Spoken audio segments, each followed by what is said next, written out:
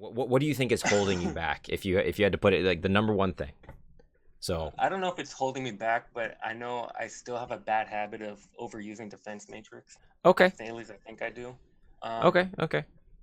I don't know if I'm stuck in diamond or if I just don't play enough. I feel So like maybe I could climb if I just played more, but what I I don't think can what I can tell you is that most people, whatever you come to me as, you're capable of being at least one rank higher. And a lot of the time, if you're already in diamond, you have the potential at least either.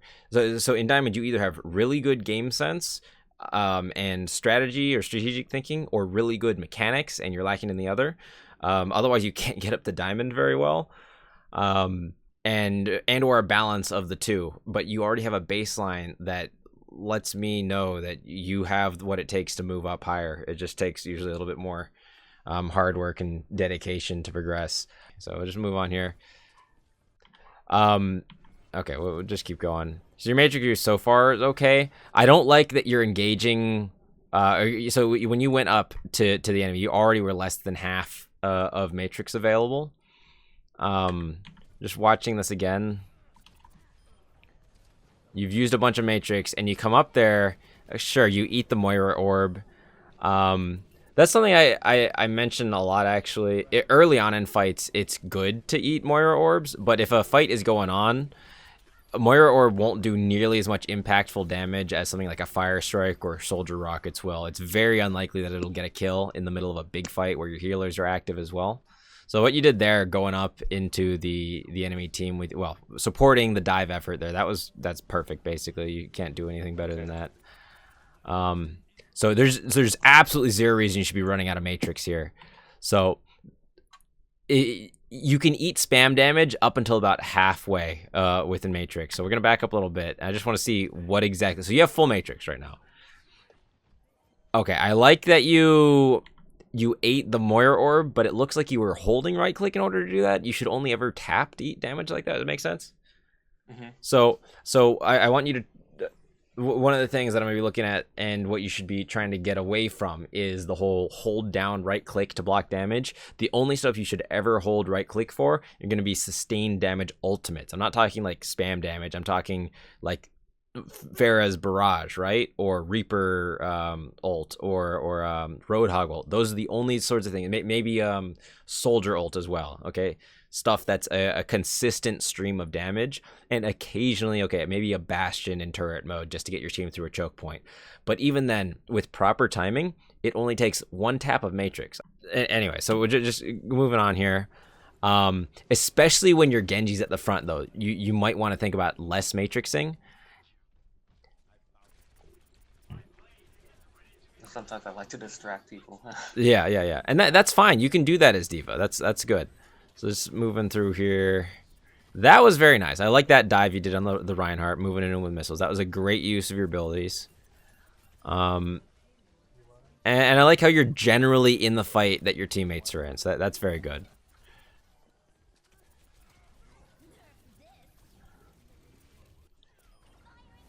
Okay. Maybe a little excessive considering how much your team was winning the fight already. But it's better than just sitting on it when you, I mean, might not end up needing it otherwise. And if you play aggressively enough, you'll build it plenty.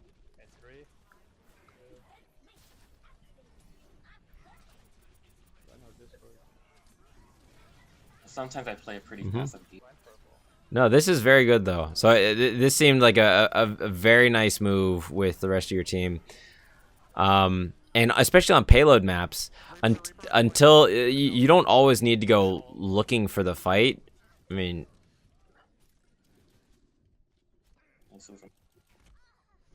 Okay, we got it. that's not bad there. Like, so one of the things I'll say when you're out of mech, your primary goal is to get back into mech. You don't do nearly enough for your team when you don't have your mech. So there are two ways to do that, right? One, either you earn your mech back real quick by being aggressive and doing a lot of damage, or you die really quickly. Sometimes when I'm out of mech, I'll back away and shoot from afar. That's So good too. Yeah. So in situations where you can still get line of sight on the enemy, like in this next section here, very often if you lose your mech and they're all up in the around the corner there, you can be spamming from right here, shooting up there or the other side of the crate or behind your team from really far away, and get your mech back. Continuing here, last point push. So maybe looking a little bit at your matrix, because so far you have been using matrix for a lot of like right there. The key to matrix, right? You block major damage, but you also, as much as possible, don't try to predict or matrix where you think damage will be. Like, just block the damage you actually are seeing, right? So if you see a fire strike coming, tap matrix to block it. If you see an ult happening, tap matrix to block it. And then the only times that it's acceptable to try and preempt, right? So if you now we're talking about stuff like you think Azaria is going to ult and you're in her face, maybe just hold matrix on her to try and block it, because it's really hard to predict those sorts of things. And eating heal orbs is fine and all if the orb is like in their team and actively healing stuff. That was nice. Very good tracking there. And great pressure on that Ryan too, yeah. I mean, so far, the biggest mistakes I look for, the things that can have a huge impact on your level of play, are going to be things like your positioning. And in this game so far, you're doing what you need to do, which is basically stay with your team, not take stupid fights on your own, which a lot of D.Va players will try and do. And you end up winning fights that way. This is good. Yeah, not too far forward, although I would have liked to see. Okay, so you're going for the ult there. Yeah, the better play here, and I'm very prone to do similar things. I love making big plays. That's why D.Va is so much fun. But when you're here and you see your Winston jumping in, you should be you have your boosters up. You should be jumping in with him so that you land at the same time. One thing that you'll have to start realizing is around Diamond is where you stop being able to just get massive bombs everywhere because people are dumb. People are pretty smart at Diamond and up, and will understand that, oh, they hear the D-Volt coming, time to run for cover immediately, and they'll usually get away, which is what happens here. There's actually quite a bit of cover down there. They can just duck in there or behind the point even over there, and they're safe. So the best way to guarantee you get kills is focus damage. You plus Winston shooting at a target equals like someone dead in less than 2 seconds. So if you go in there, you end up being better able to secure kills, and this is the important part, better able to guarantee your team gets out safe. Because if your Winston goes in there alone, he ends up dead more often than not, unless he's really good. Now, you do help him out, I guess, by throwing your ult in, so he has a little more time, and you just zone for him. So let's see what happens after that. So you need to get into this fight now to be effective.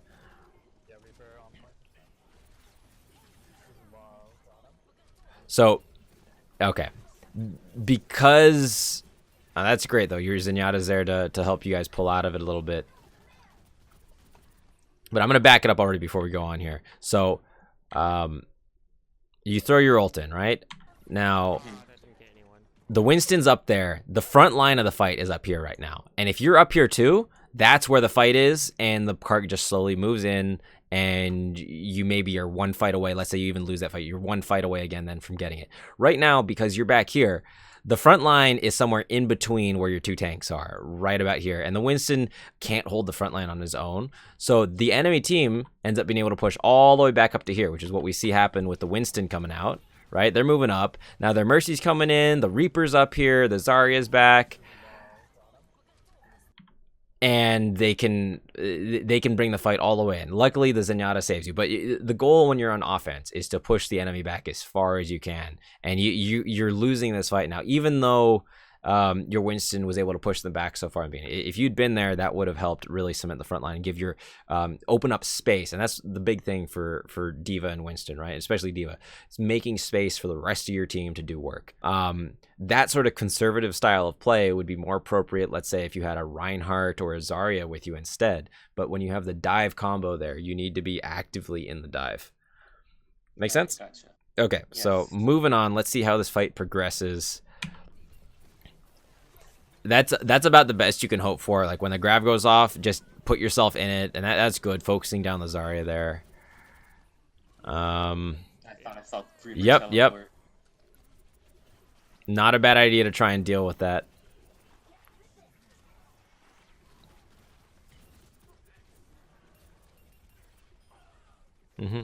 Okay.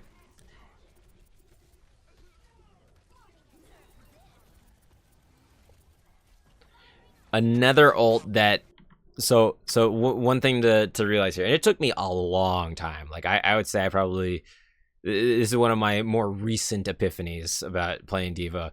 Using ult a lot of the time ends up making you ineffective for 3 seconds because you don't have your mech, you don't have your full DPS. And I want you to notice here, right? So you're getting ready to throw your ult, and you built it super quick, and it always feels great to be able to throw off multiple ults really fast. But you see how the Mercy's right here? If you're here with your mech, you're putting a lot of pressure on her and maybe able to take her out. Look how low she is, even. You saw that? Her health bar, she has no health. And you do a lot of damage right there. She's already at like 10 HP. If you'd been able to... my baby gun. Yeah, it was. And imagine if you had your mech too. Even if she flies away, you're able to pursue her then, and she's dead. I think I was expecting her to not come to. I think. Yeah.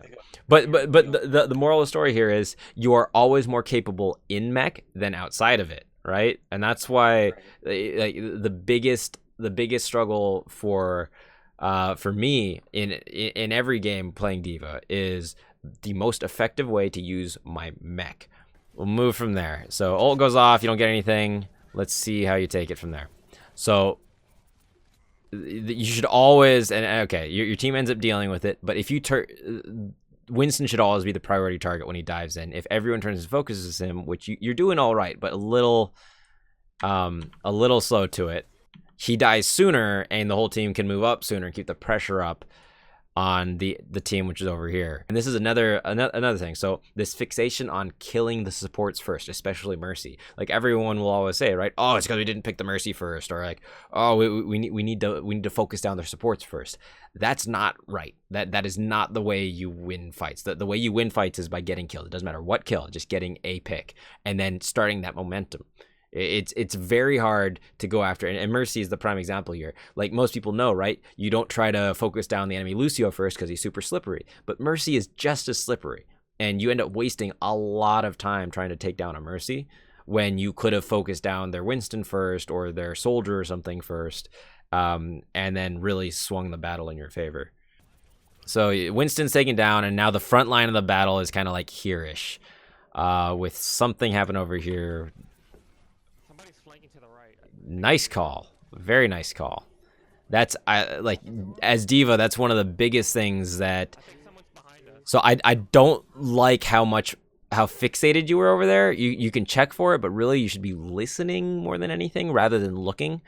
But overall, it's not a huge deal. So here you see the Reaper, great. The rest of your team is already up in the fight there. And it wasn't Reaper. It wasn't Reaper. Oh well, either way, ooh. Decent reaction there. Decent reaction. That's about the best you can hope to do. Sometimes it just really... It's going to be really tough. And that's also... So, as great as that kind of play is, I'm talking about the enemy McCree, right? There's a strong tendency as well for a lot of people to try and make those plays, especially as D.Va where you have the ability to flank. You are always more useful with your teams, right? You've been taking a very, like you said yourself, a passive role, and that's not a bad thing, but I don't think you're maximizing your usefulness here. Yeah, your aim just you end up getting to about here, and so he's able to shoot over top of your matrix. So I think honestly you made the right play there. Good enough for Diamond, maybe not. Yeah. Okay. Nice first round. Let's move on here. One of the things I like to do, and you mentioned a little bit of this before, right? Like taking a weird angle, or trying to put pressure on from a flank. So I very often now will start up in this room, because a lot of the time enemy dive will try and jump up on here, and then you can just get free damage in, especially since it looks like your team is mostly over on this side. The goal is to be as close to the enemy with as little risk yourself as possible. So where you are right now is okay, but you're going to be dealing minimal damage to all the people down in here. And if they have a shield, you're not dealing any damage, but you are taking damage because you're clearly in line of sight there.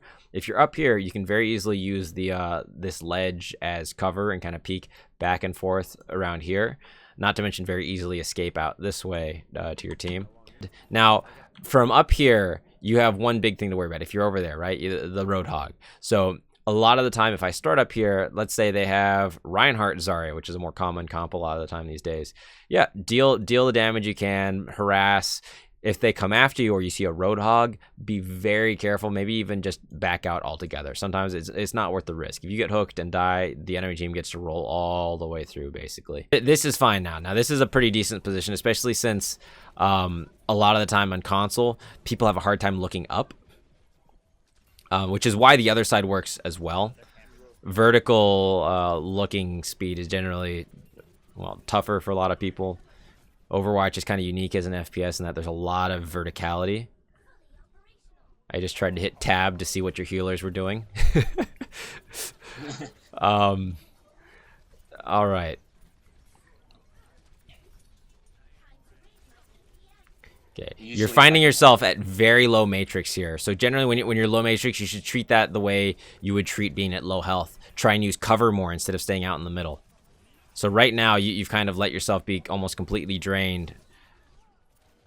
And that's about the best you can hope for there. When a Genji's ulting, you can try and fly into him and help deal some damage. So I'm going to back it up just a little bit and look at why this may have turned bad for you. So it really starts, I'd say, from all the way back up here. So at this point, both teams are still at full force. Now, you're playing it safe and doing basically what your whole team should be doing. That's great. You guys get a pick. Your Doomfist is off down here and ends up dead. One of the biggest roles you can help fill in a mobile team comp, which you kind of have half of here, is like I mentioned before with Matrix, right? You're helping your teammates make up for their stupidity. Now, sometimes there's nothing you can do about that. Like Doomfist being in there really deep, you probably really couldn't do anything. But you could have, from where you are, looked to maybe flash Matrix for him and see if that doesn't do it. At the end of the day, you have your tank for a reason. That's a nice ult. Yeah, I think right before I threw that, I noted that they didn't have a barrier tank, so I'm figuring. I mean, the thing is too. We'll back up and look at it again here. So they don't have a barrier tank, but the big thing I look for, as soon as you see a bubble being used, that you even just seeing one happen, that's enough. Because generally speaking, well, first of all, it's a 3-second ability, and ult takes 3 seconds to go off, right? So as soon as you see it happen, you can throw your ult and know that it's gonna go off when they don't have a barrier. Also, this is just a fantastic area for ult. There's especially on this ramp, if you drop the ult right here, there is nowhere for them to go. Right. So if they're basically anywhere in like this, so you can duck around that corner, but if they're anywhere on the ramp up, well, like all the way even around here, and you drop the ult right like there-ish, which is where you end up putting it, there's nowhere for them to run. Because the point is all the way over here somewhere. Normally, if the payload's here, they have cover, it's not a good play. But if they push up like this, good bomb. Good bomb.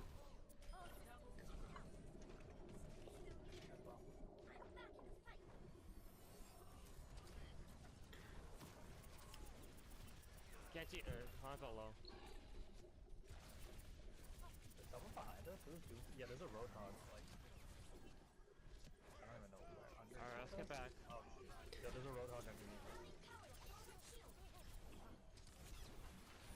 Oh shit, I'm low. I'm low. Fuck. God damn it. All right.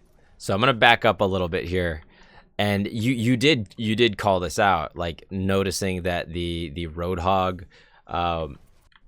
was, I believe that was you, right? You were calling out that the Roadhog was still alive, and that's something. That was someone else, actually. Oh, that was someone else? Well, Yeah, okay. So looking here, basically the Roadhog gets bubbled here, right? But he doesn't end up dead. He immediately turns and runs. and makes it out. And no one deals with him. So the most important thing to do as soon as you realize there's a flanker, especially when it's a heavy hitter like Roadhog who can get a pick in a split second, your whole team needs to pull back and try and get all of the enemies back in front of you, or at least turn around and deal with that one enemy quickly first. I would prefer if you're standing up a little further forward with your Rhine.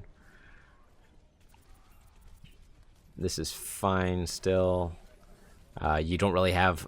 Well, I say that, no, this is not fine. We're backing it up. So as soon as your Rhine dies, I wasn't paying attention to that. So as soon as your Rhine is cooked, so basically right now, Rhine dies. If you notice, I feel like you just didn't notice immediately because he didn't die initially. You cannot solo defend the entire enemy team here.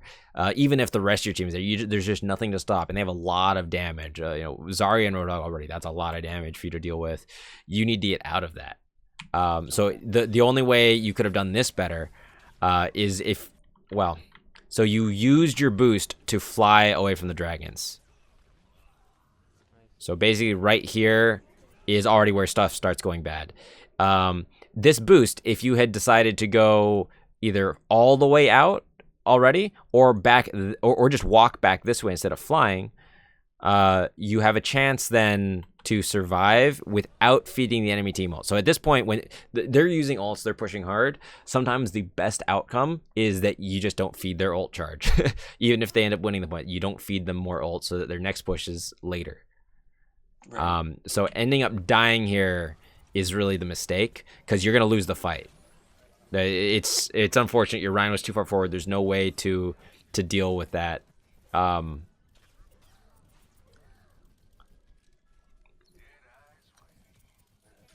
This is decent though, if you end up being able to contest more. Otherwise, getting back in mech here ends up just being more ult charge fed. So I'm hoping these. Okay, this is fine. For this extra time you've stalled, I would say it's worth it. So you have a Roadhog on your team now? Oh, Winston. Never mind. Okay. So instead of Ryan, that's good. So you need to get in there sooner. That ends up working though. I'm surprised, honestly, you were able to even get that Genji pick, but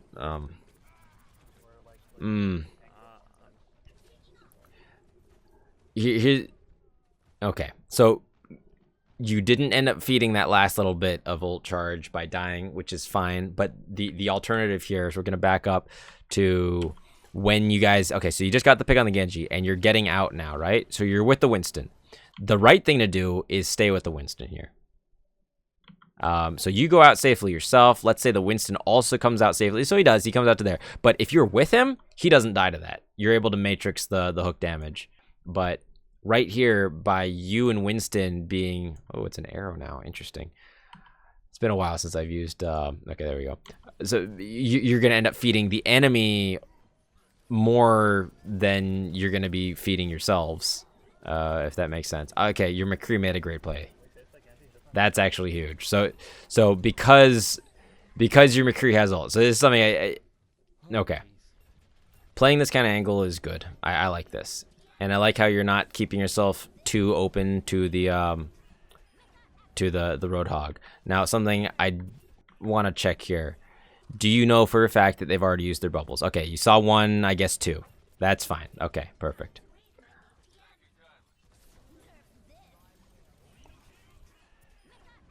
Cool.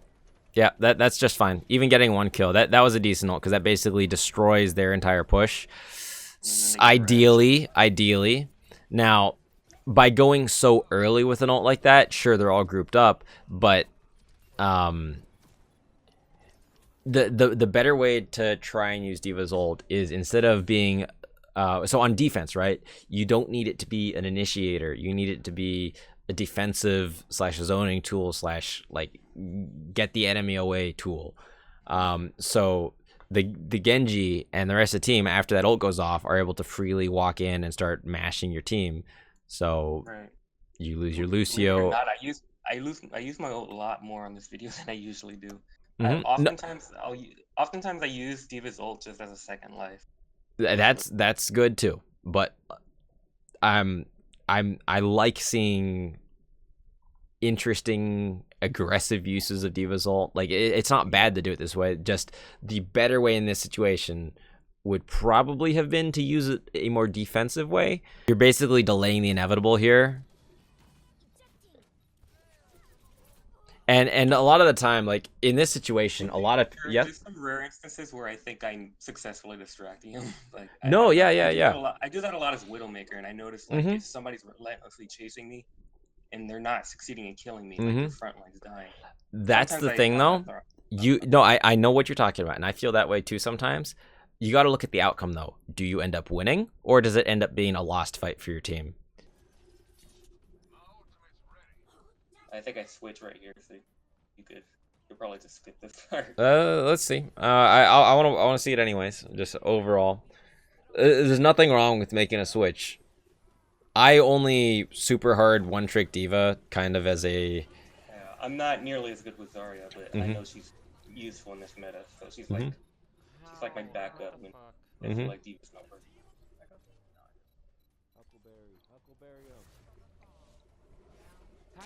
And then I go back to D.Va like throughout the rest of the...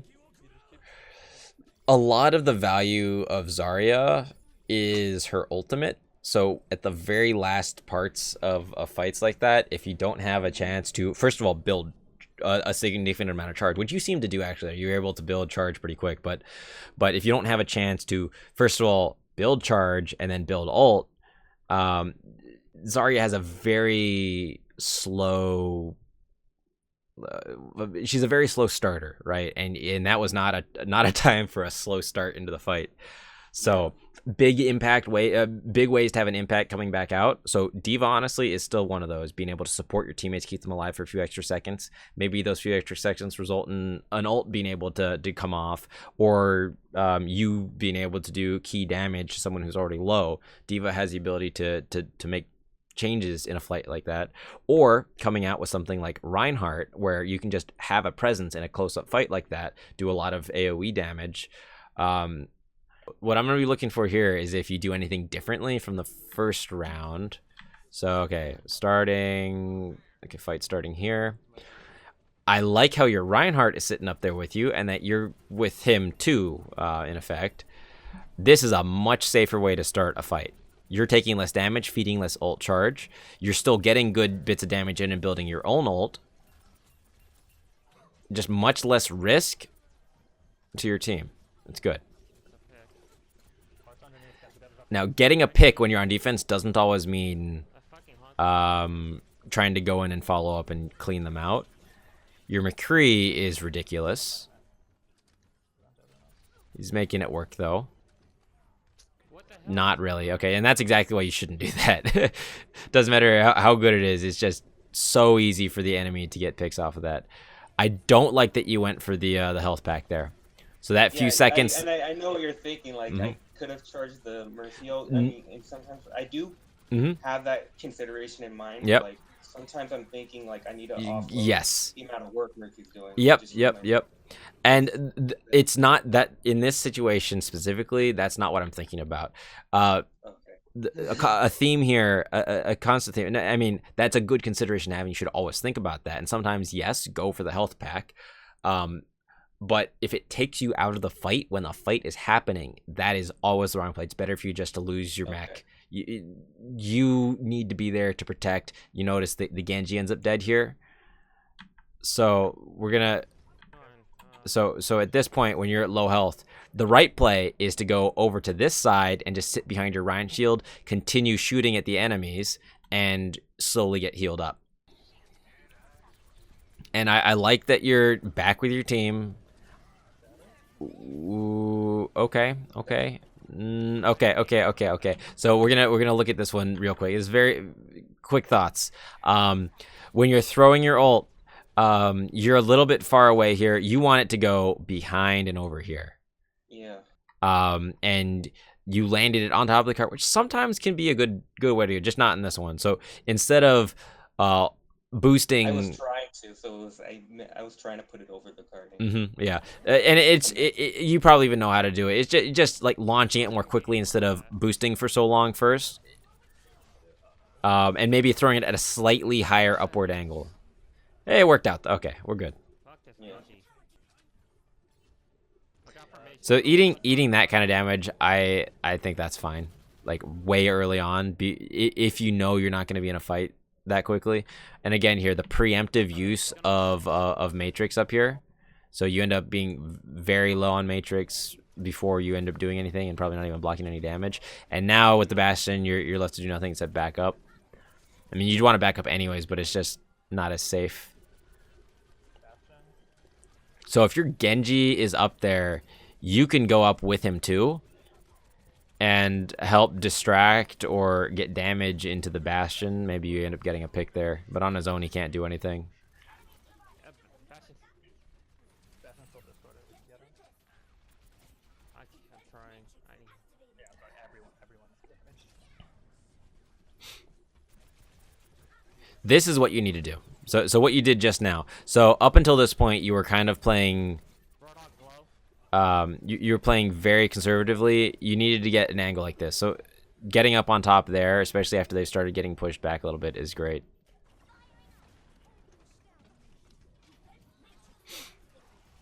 And that's another instance right there. Your Mercy died, where if you had just been in the fight, you probably save her from that. And like being in the fight right now, you're doing tons of work. Your aim is good enough where you do a lot of work just by being there. Fuck. Fucking Mage. And good instincts too, shooting at the Bastion first. I mean, out of mech, you want to shoot at the easiest to hit target to build ult charge, even though you're not dealing as much damage because he has damage resist. He's just a good target to shoot. Alright, so we're going to do this last part a little bit more quickly and not as thoroughly because we are running out of time here. So your other tank is Mercy's low. a Winston. Okay, so same thing as before. You need to just be in the fight with him. Things work out because the rest of your team is good, but like your DPS are doing a great job. But if you're there, the Winston doesn't die as quickly. He does more damage. You can do more damage because you're closer. It's just better. It's also easier for your supports to heal both you then and the Winston instead of one or the other. You can see both of you at the same time. You're playing the D.Va Winston combo like a D.Va Ryan combo, basically, where Ryan can be on his own at the front without you, and you can have an angle. But I mean, this is good, where you go in with the Winston. Yeah, you'll be able to help confirm the kill on the Mei.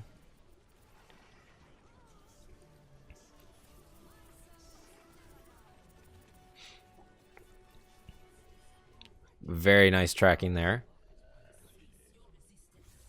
Yeah, okay. Overall, like, I don't have any... Like, there's nothing super horrible you're doing. It's just little optimization. So I would focus on your use of Matrix a little bit, and then playing more to the strengths of your team comp. So specifically with Winston, really just get in there with him. If he jumps somewhere, just go in with him. Turn any 1v1 he picks into a 2v1, and you get kills very quickly like that.